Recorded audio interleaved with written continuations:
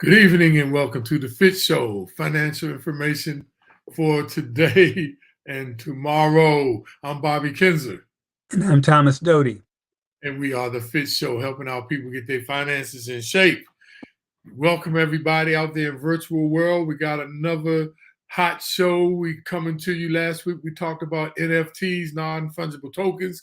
We hope y'all understood. We got into that very interesting blockchain type of product. Hope you got some good knowledge on that, and we will continue to bring you a fruitful basket of information. That's our job.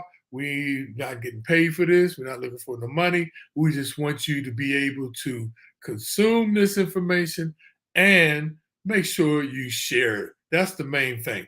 That's how we can help really the financial wealth gap by sharing this information, you all. So, like always, I want to tell you, please click on the like button, please. And that always helps because it gives us traction. And the heart button, make sure you click on that. As many times you can't click on it enough, you all, because it really helps us and reach more people. And what helps us even more greater is putting comments in the box. So please do that. We really would appreciate if you did that, because that really, really helps us reach more people, because that's what me and Thomas Doty are trying to do, reach as many people as we can with this information. Because these days and times, what is more needed and more important now than personal money management? Knowledge is power. So tune in and continue to share this with other people. And remember, click on that like button. Dote, how are you doing today? I am doing okay. I'm actually in D.C., passing through, heading to New Jersey. Man, you are a traveling man. You get around. You like Metro. You get around. But that's great stuff, man. So, Dote, let's get into it, man. Our favorite opening topic. Dote, how is the stock market doing? It hasn't been our favorite lately. It continues to take a beating, hitting more and more into bear territory. Things have just gotten uglier and uglier. The Dow for the week is down almost 6%, almost 1,800 points. NASDAQ down more. It's down 7%, closed at 10,646. And that's 833 points is down, 7%. Microsoft's down 5% to 245.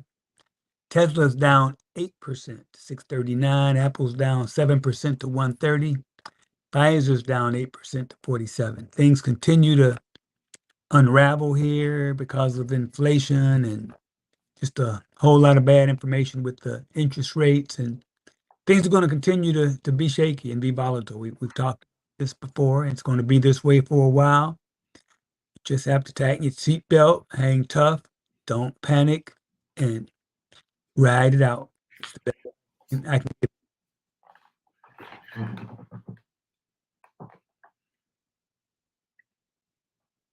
I lost. Is your audio still there, Dope? I hope so. Yeah, it is. It's something's going on with my lighting over here. It keeps flickering off. I thought it was me.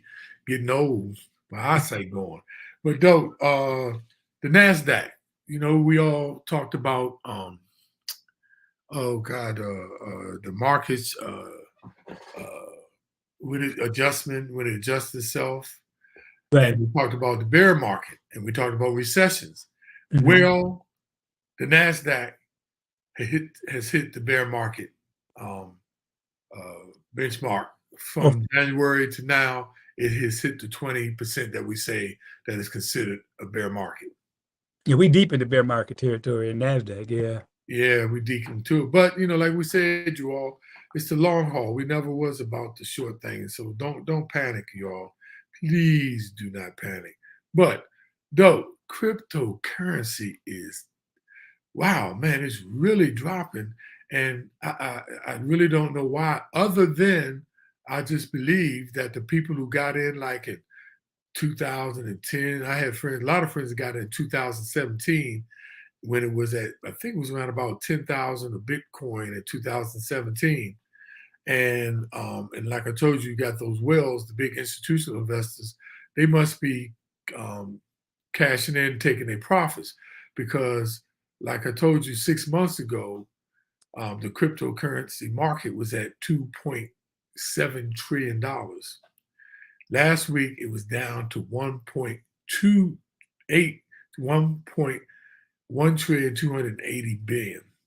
This week, though, the total crypto market, like I said, from 6 months ago, which was 2.7, approximately $2.7 trillion, though it is down to $919 billion, the total crypto market. The Bitcoin last week was at $30,074. Today, as of 7 p.m., it was at $20,342, down approximately 10% just today. But it's still the number one, as far as market cap, it still is the number one cryptocurrency. Last week, at one time, 6 months ago, Bitcoins was half of the cryptocurrency market, which was $1 trillion. It is down now to $388 billion, though. So a lot of people are cashing out, taking the profits. What does it tell you? This is the time to get in. We always talk about when it's lower, but remember, if you do get in, remember this is highly speculative, which you can see, but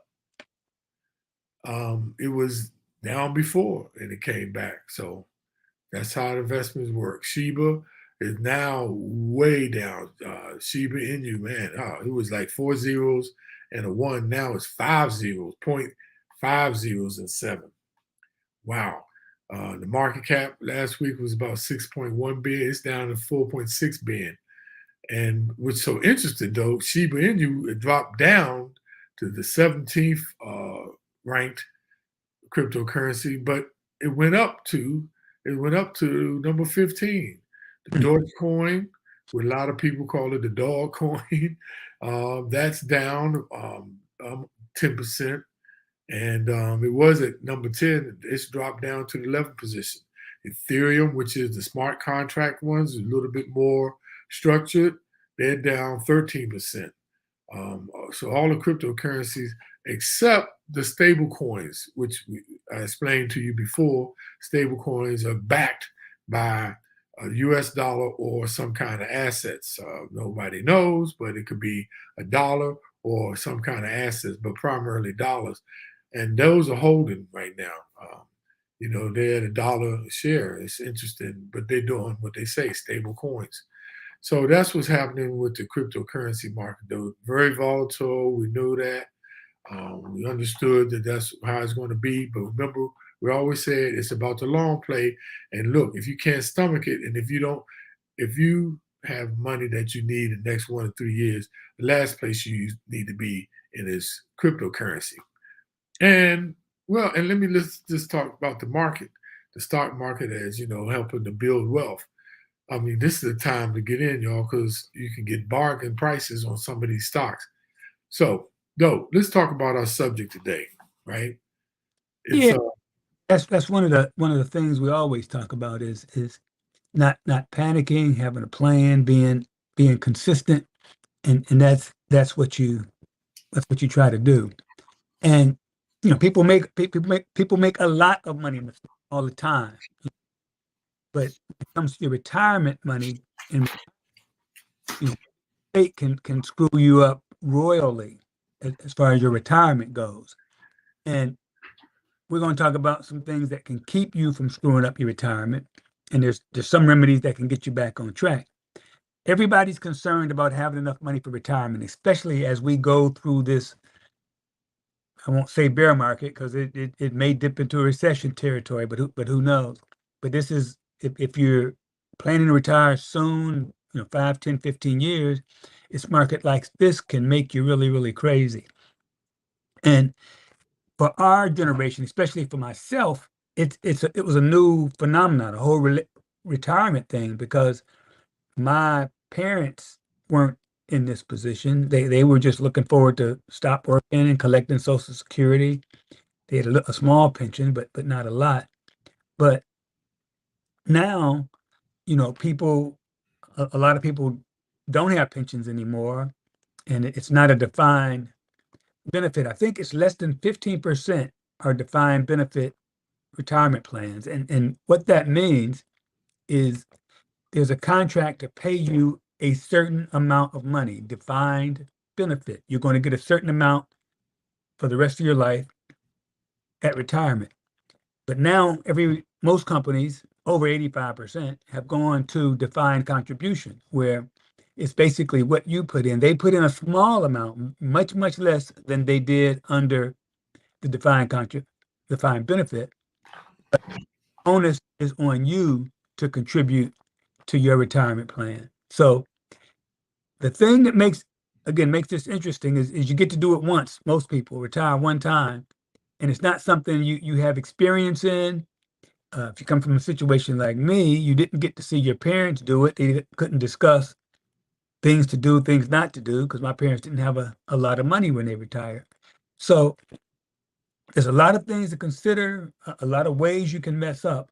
And we're going to talk about some of the ways that you can really botch up your retirement plan.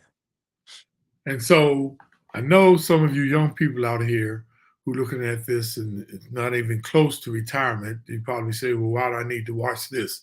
Well, it's very important that you need to watch this because you don't want to wait until you're close to retirement to start thinking about retirement. It's never too soon. It's just the fact. And our whole point of this particular topic, because we talked about retirement planning before, but this particular topic, we talked about retirement mistakes, or should we say decisions that can really delay your retirement. We're talking about retirement pitfalls, and these things you need to be thinking about, pre-retirement. And some of you all who are in retirement, these are still some things you need to consider. So we want to talk about some of the things you need to avoid, in your retirement decision. So, I get it, planning for retirement, it can be challenging. It can be. It is challenging, even if you start early, even if you have help, or even if you earn a good living. But when I see the numbers, it always reminds me of the things and that people and folks really be getting wrong, some of the actions that they take. And at the very least, you can throw your retirement off track. And in some cases, it have potentially irreversible consequences. So once again, we're going from the Kiplinger report that gives us a lot of information, a lot of basis and stuff. But like Dodie said about, with my parents, my mother, I just had my mother, and my mother didn't have any retirement plan. She was cleaning pilgrims' houses, in other words, white people's houses, and for a living, and government buildings. And she really didn't have any pension. But thank God, my father, he died and left her his Social Security. So she ended up getting that piece. So this is all new to me too. There's some things I wish I would have did. I wish I would have took a little bit more risk in my 401k plan, but I know that's hindsight is 2020. But this is some of the things that I definitely would have done. But we now are going to discuss some of the things that you should avoid, or some of the things that will help you in planning for your retirement. Yeah, and the first and foremost, in any topic we talk about, this is usually the first thing we talk about is an income plan when you retire. You have to have an income plan. And most people who retire worry about outliving their money. That's the thing you worry about. Because we've talked before about how the life expectancy has increased, continues to increase. People are living longer, healthier lives, and people worry about not having enough. And other people just go through and they just kind of wing it. They spend what they have and don't worry about what they're going to have next year.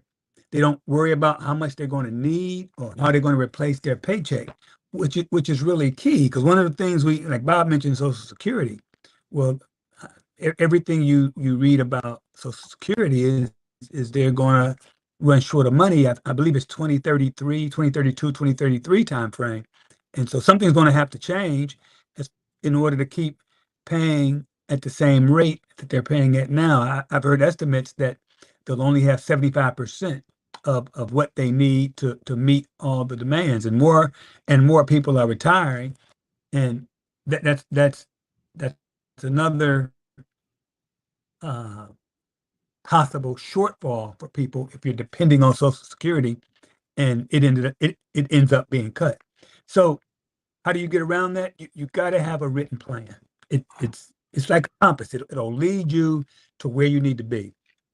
It'll let you make it'll give you an idea of what you're going to have, what you need if you want to have a certain lifestyle, how much you'll need. And it's not going to be perfect. And that's the thing. There's no way you can know what inflation rates are going to be, what projected increases are going to be, things of that sort. But you got to put it on paper, and you got to have something to start from in order to figure out how you're going to replace the paycheck or how you're going to have enough money to live your life that you plan on having in retirement. Okay. So you got to put it in writing, like we always talk about it. And I know a lot of people don't do that, though. But speaking about retirement, Social Security, Dodie, Congress has already done a couple of bills to try to help the Social Security shortfall. I hear different numbers. I hear 233. I hear 242 that's going to run out. The fact of the matter is, it's going to be there. It's just that the people that's going to really going to suffer are the younger people, because they talked about changing the rate on which because it's capped. I forgot, it's something like $150,000 that they cap it at. So the real people making big 140. salaries. Thank you. They're making big Yeah, it's about 100. salaries. Yeah, they're gonna be making they getting off scot free. And the other what was it? Oh, they already extended because that used to be right when you hit 65, that was supposed to be your actual retirement age. Now it's based on the year you were born, and if like me, 1957, it's 66 and 6 months. So they're trying to stretch, and Congress is also working on some bills now that's going to change a lot of things for Social Security. But let's talk about the other things you should avoid. Using pie in the sky investment return assumptions on your plan. Okay. Now, some people don't even have investment return assumptions, which you should. You should be looking to invest to get a certain amount of average return overall over a period of time, so that you have enough money when you retire. Though I think it was something like 70%, 80%. No, it was about 70%, excuse me. I saw people who are relying on Social Security. And we just talked about how shaky it's going to be. But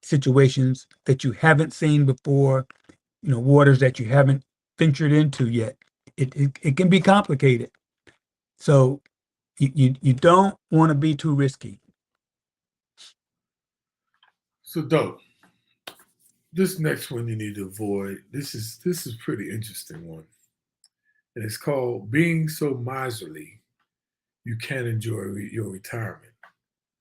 And what it's saying is some retirements are uncomfortable with seeing the balance of their retirement account going down, that they spend less than they can afford. Now, notice that statement: they spend less than they can afford. In other words, not taking trips or they dream trips or visiting they grandkids as often as they could. And then 20 years into retirement, they turn around 85 years old and realize that time has ticked away and passed them by, and they haven't done a thing. So one of the goals here is to find a happy middle ground. You need to find the ground where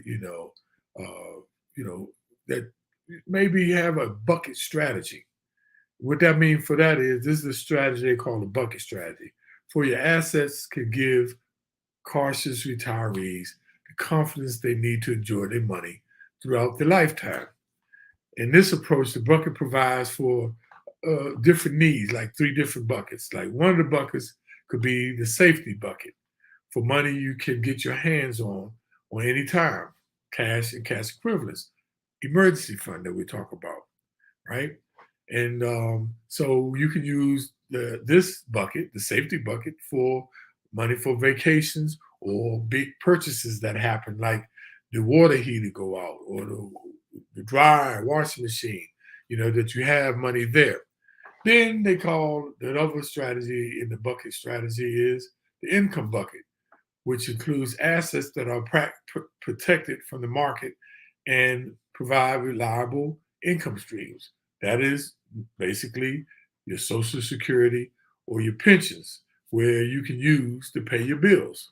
And then the third bucket is called the growth bucket, which would, hold higher risk assets that are chosen to build wealth for the future and needs, and also can help counter inflation. Just another strategy to think about. But don't be so tight that you don't enjoy your life. You work all this time, and it's so important, you all, to really think about and avoid these particular kind of mishaps or missteps, should I say. Hey, Bob, this one's going to be controversial, especially for my kids. Another problem people have is giving away too much money or too soon to their kids. And that's an interesting one, because I was always tried to give my kids what I could, make sure they got through college, paid for all of that. And fortunately, they've all finished school and have been on their own and haven't come back. But there are a lot of kids who are hitting on their parents for money, or they're taking loan. Parents give their kids loans, or they end up co-signing for cars or Ooh, co-signing. that cosign is a tough one, though. Yeah, man, it's and you might be gifting money, thinking uh, you on Easy Street, and you start giving away money to your kids or gifting to your kids, and it might be too soon. And you really got to be careful of that, because again, you can run out of money if you give it away too soon. And the example given is perfect. It's like when you're on an airplane and there's turbulence and the oxygen mask fall down. They always say, put your oxygen mask on first and then help somebody else. And that's the approach you should take with your retirement money. Get yourself straight, make sure your retirement money straight, and then help the kids. And instead of giving them money, give them the gift of independence by helping them become financially independent, so they aren't dependent on you. That's the best gift you can give them, as opposed to giving them money. So that's a controversial one, a tough one, but you should take care of your retirement first. Yeah, though sometimes we become a crutch, or should I say, enablers for our children. It's no doubt about it. The next one, though, is now this is going to seem counterintuitive, but it says blindly believing when you're blindly believing when what your financial advisor says, or you will be okay. So let me explain what I'm talking about there. If you don't have a plan or you don't understand your plan, you're not okay, no matter what your advisor says. The remedy is if you're paying for an advisor, you should be getting the information. If your financial professional can't make time to build a plan, or you got to watch some financial advisors, they'll just what they call churning. Churning is they just keep having you buying and selling stocks because they really making commissions, So we talked about this. I think we talked about this last week before last, where we say, this is your money. This is your money. You should understand at least the basics. And there's so many tools out there we talk about all the time that can help you. We're not saying you got to go get a degree in finance, but you need to understand the basics of your plan so that you can understand when a financial advisor is giving some recommendations, you can understand that he or she is focused primarily on making sure that your investments that he has you in are tailored for your personal situation. Because if he or she is focused primarily on growth versus conservation and income, it may be time to move on. So don't make these mistakes, or other mistakes can cause you to come up short in your retirement. A good plan can help you overcome bad choices. So that's important that you make sure you get a good advisor, but you still have the responsibility and accountability to understand the basics of your plan so that you can stay on track, and you'll feel better about it, your financial future, if you do. Yeah, So that's a tough one. that really is a tough one, though. Yeah, But you have to have that basic knowledge, even if you're paying somebody. You have to know what he's feeding you back makes sense. So it's going to take some effort from you to get a basic understanding of terms, of different types of investment, especially understanding your own risk. You have to make an effort to learn so you can have an intelligent conversation with your advisor, and you'll know when something is outside of your comfort zone.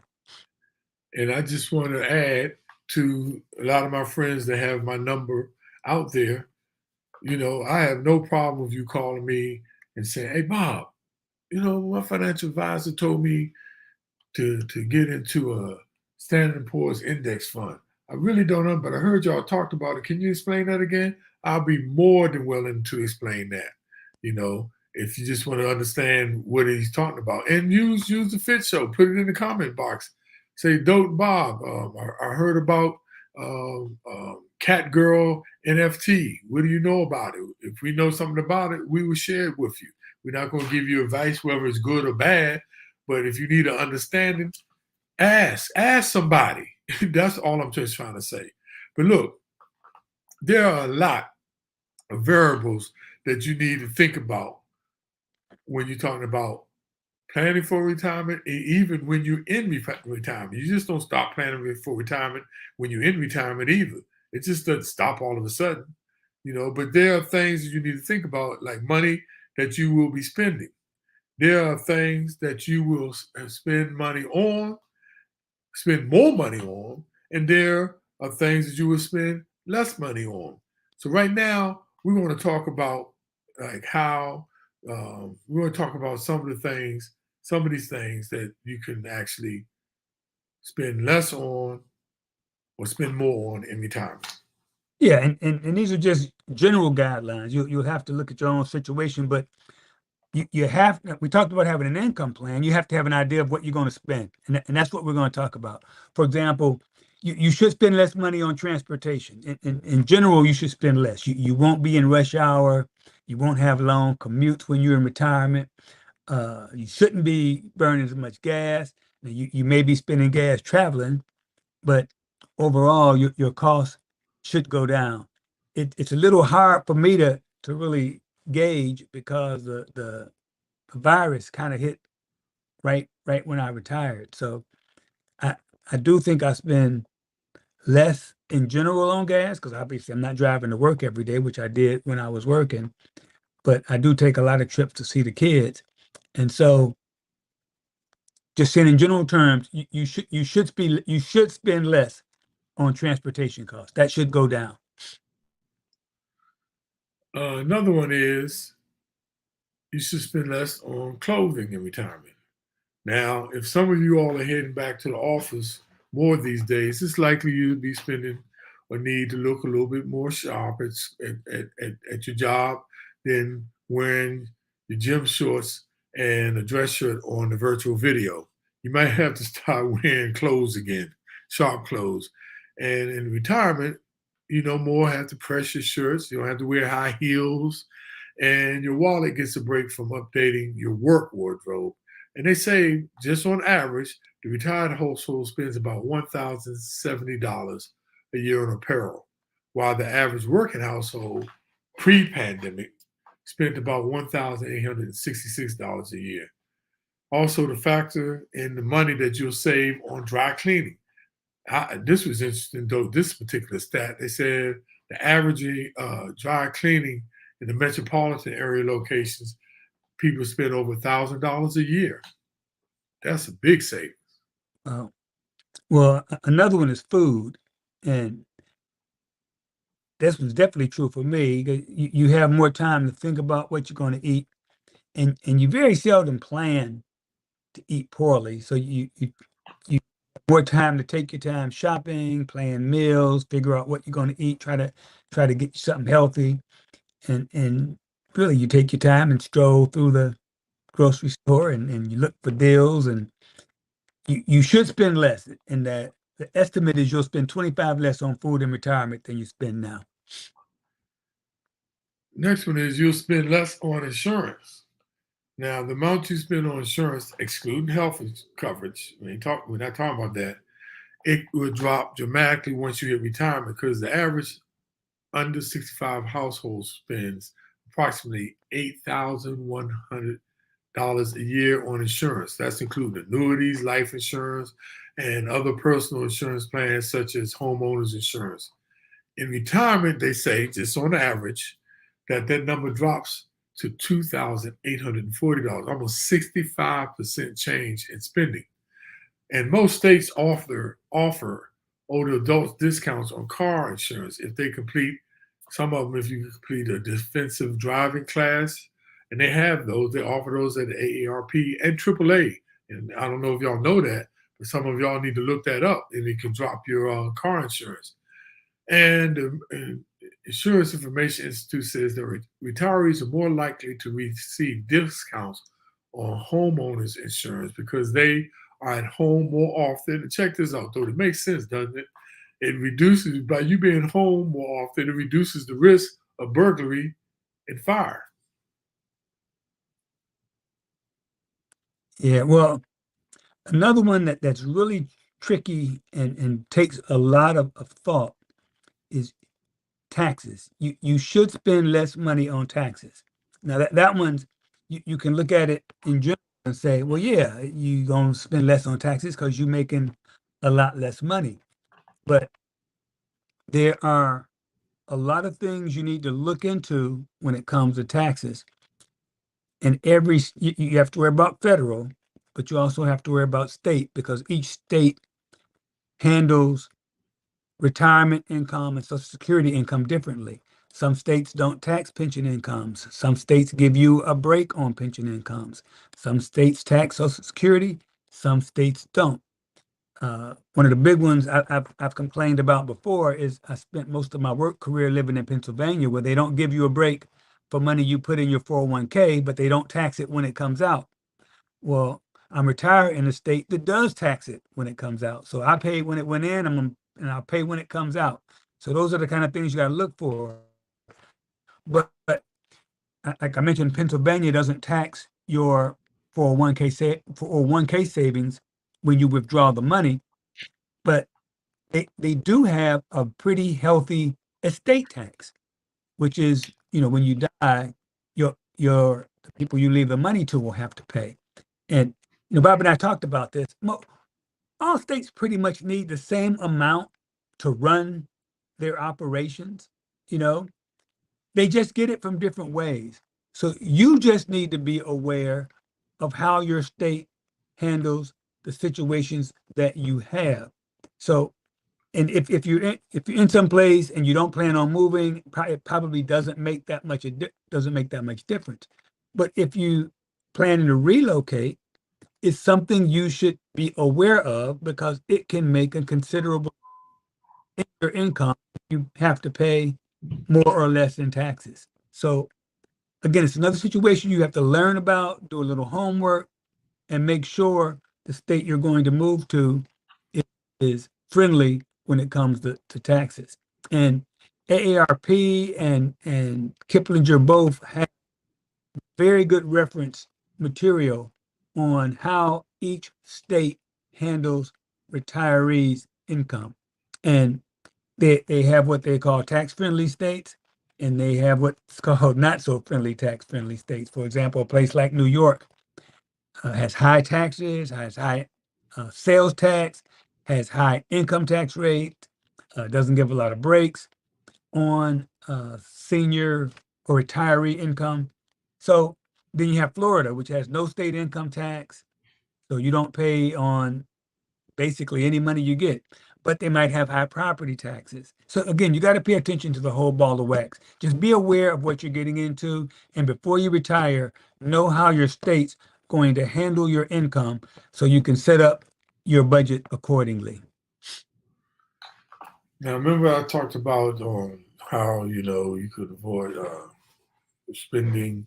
You spend less on insurance, and I said not including health care. Well, these are some of the things you'll spend more money on. And one of them is you'll spend more money on healthcare in retirement, in theory. The Employee Benefit Research Institute found that the percentage of a household's total spending on healthcare increases from 8% in pre-retirement households to 13% by the time a household is past the age of 85. And there's also been other studies showing that that's where most of their expenses are. They said people, as they get older and get closer to that final call, they spend about sometimes over $100,000 just in healthcare costs in and out of hospitals. I talk to my friends now. I mean, we got a doctor for diabetes. We got a doctor for a hip and knees. We got a doctor for the kidney. We got a doctor for urology. We got a doctor for neurology. It's amazing how many doctors you have now. But the thing is, that's one of the areas you will spend more in. And healthcare is just going up, up and up every year. And Bob, it's not only goes up, but I've had several medical issues, and the bureaucracy and administrative work is so haphazard, and I've been double billed for things. And I mean, fortunately, my background is accounting, so I kind of keep track of all that stuff, so I know when it's happening. But it's a nightmare. I can't imagine some older people who have to deal with this. I've gotten bills that I shouldn't pay, that I know I shouldn't pay, and I don't pay, but you wonder if some people get them in the mail and just pay them.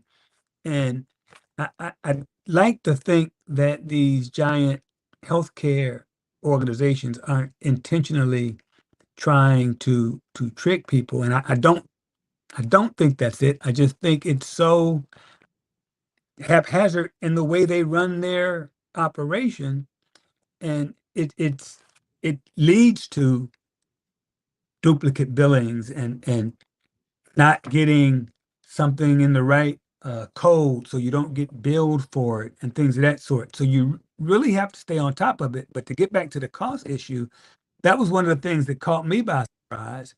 In my last year of working, I had some extra income, and so I had a pretty high salary my last year of working.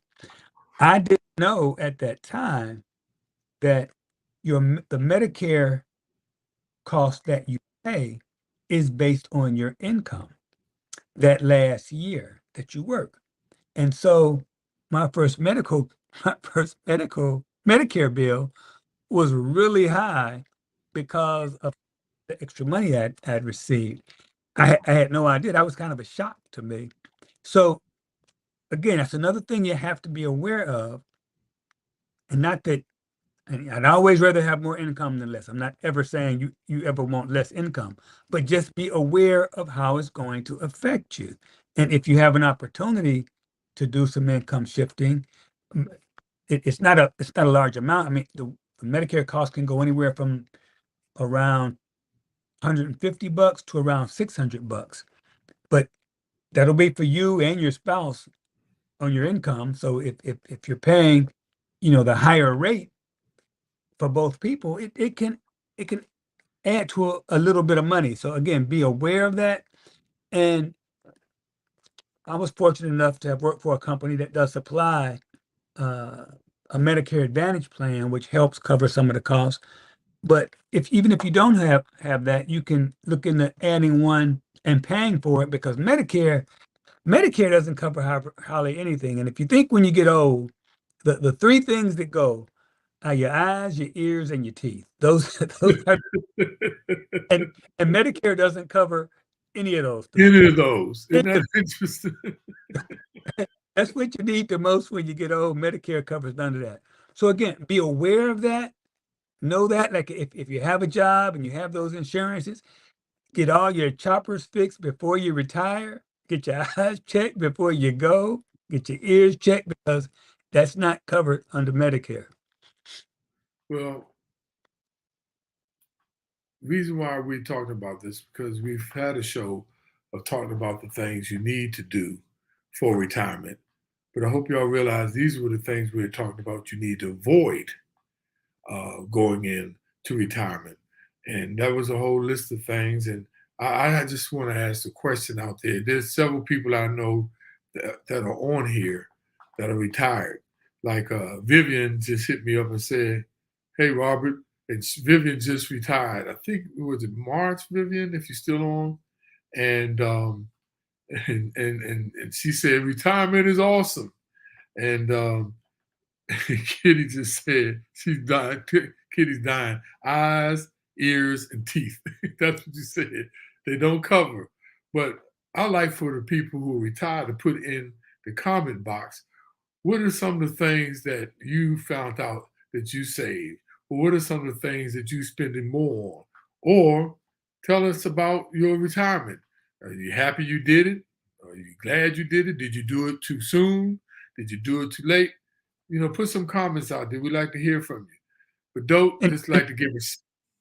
hey, Bobby, you got to ask people who are retired. You got to talk to people about this to find out about these things that you're going to have to deal with when you're retired. So ask people, and people who are retired, ask them what were the unexpected costs, what were the unexpected savings they realized, what things that popped up that they didn't expect. Those are the things you need to have to help you develop a plan that's going to make sure you have enough money to last your lifetime. So my good friend Rodney Madison with the noteexperience.com, he said, "I'm not sure yet. That's why I'm listening and taking notes." Because Rodney's not retired yet. And he got a bunch of grandkids. Last time I counted was like 75. But Rodney, just what Dope just said, you definitely, and the other people on here that aren't retired, you need to start asking those questions, because there's a lot of people that are retired and they can answer that question. But and I just want to shout out to Joanne Skinner and Garnett Nickens. Garnett, was on, and the crew, stalwart crew, dope. Modesteen is on, and my little brother Carl Chapman, my sister Linda Sy is on, and David Norval. Man, David's been saying on. David is in Scotland. He's in Scotland. I think, David, if you're still watching, you're in Falkirk, Scotland, or Grangemouth. I know you're in one of those parts that is in between Edinburgh, Scotland, and Glasgow.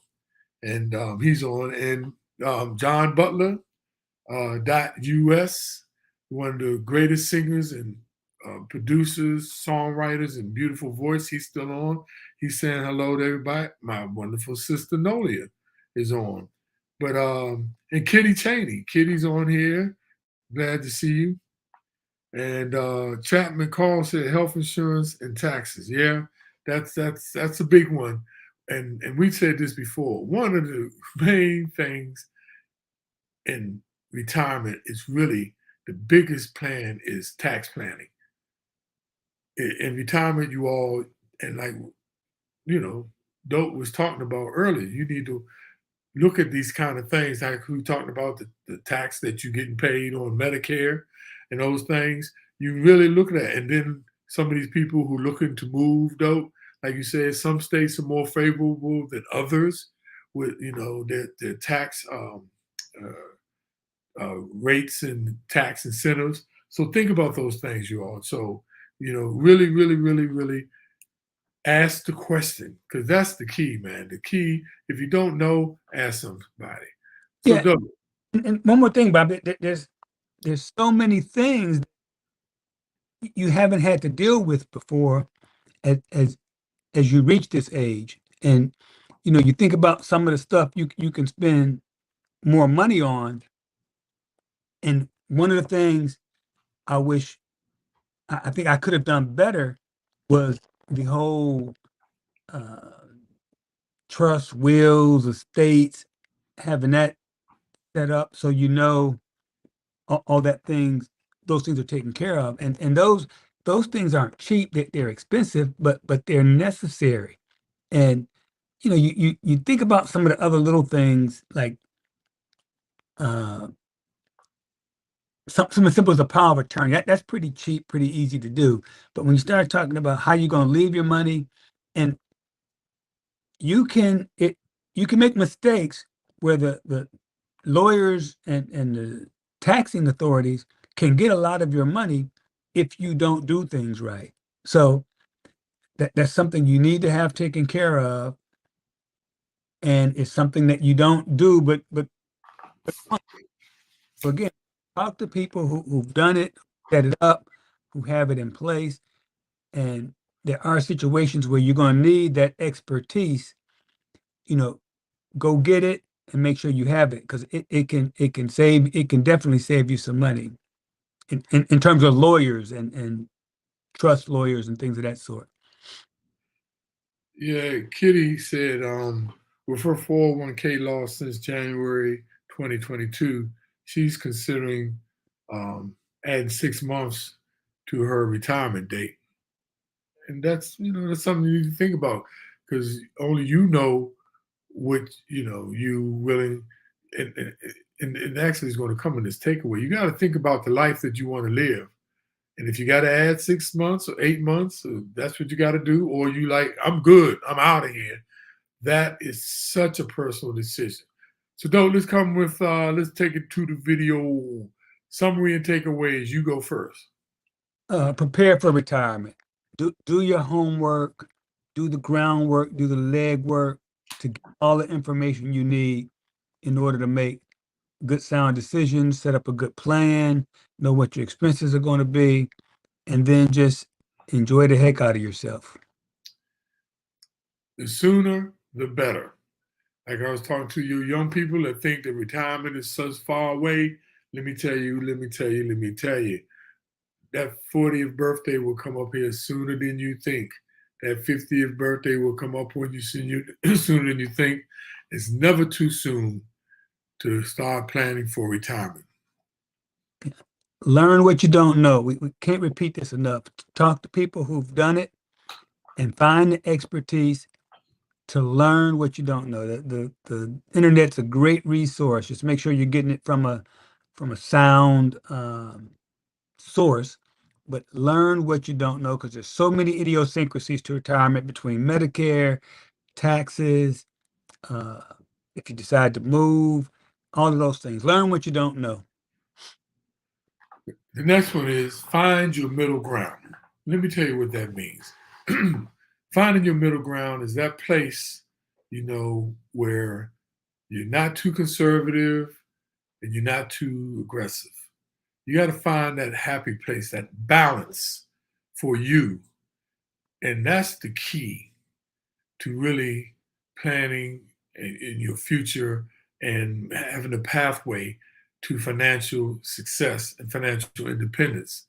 You got to find that medium that what works for you. How much risk are you willing to take? How much money do you think you're going to really need? Like Kitty was talking about, because if you plan on taking some trips, you planning on going to see, your grandkids, your relatives, you're going across country, you need to think about these things. And so you need to find the middle ground that's for you. And lastly, think how you want to live. Determine what kind of lifestyle you want to have when you retire. Prepare for it and get it done. But have a vision and a goal, work towards it, and then retirement's great.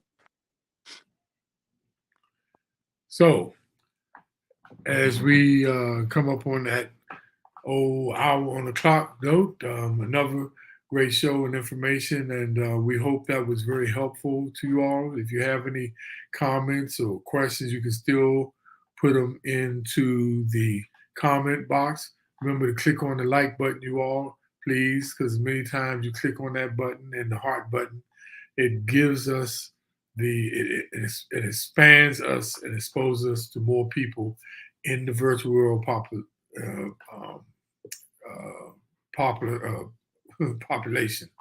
And I keep hitting this light's been going crazy, Dope. So with that, Dope, do you have any other comments or anything? No, I think we spit out all we knew. So this was our 55th show, Dope. So next week will be 56. We're getting down the road there. And we'd like to thank you all for your patience and time. And we look forward to FITT Show, financial information for today and tomorrow, every Thursday at 8 p.m. Thank you all for tuning in, and we see you next week.